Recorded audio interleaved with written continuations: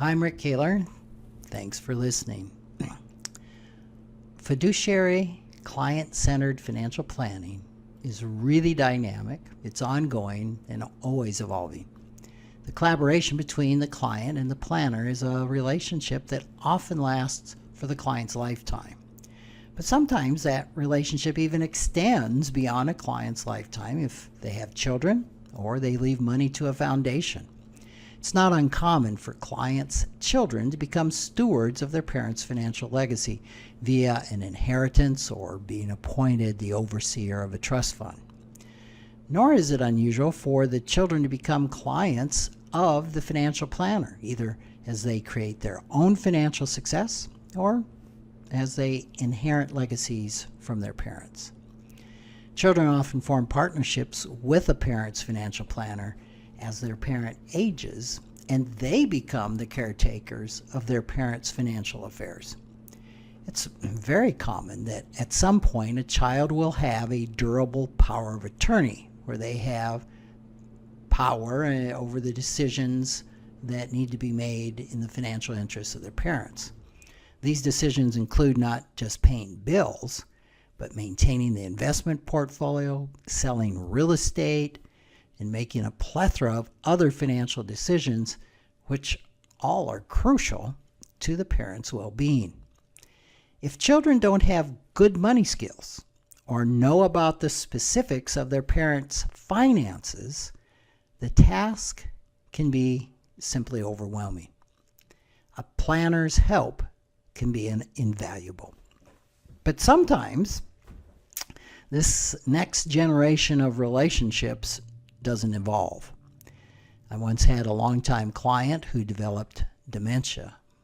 My financial planning meetings were now with his children, who had absolutely no understanding of the history I had with their father or the investment philosophy of the portfolio. They questioned everything that I was doing, the investments, our fees, our philosophies, and in general, just assumed the worst of me. Eventually, the children suggested that I liquidate the portfolio and loan the money to them to use in their business, and they'd make payments to their father. Even though they had the legal right to direct me to do that, I really resisted.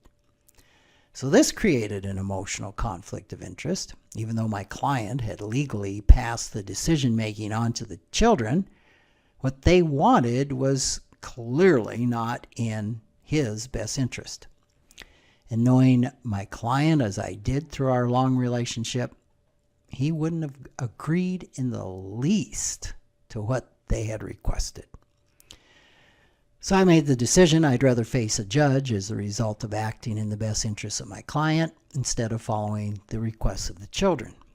Fortunately, they didn't persist in that line of thinking.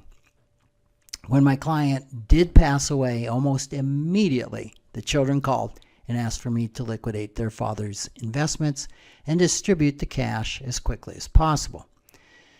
He had elected to leave the money to them outright and not use a trust. Before long, I heard that much of the father's estate was being squandered.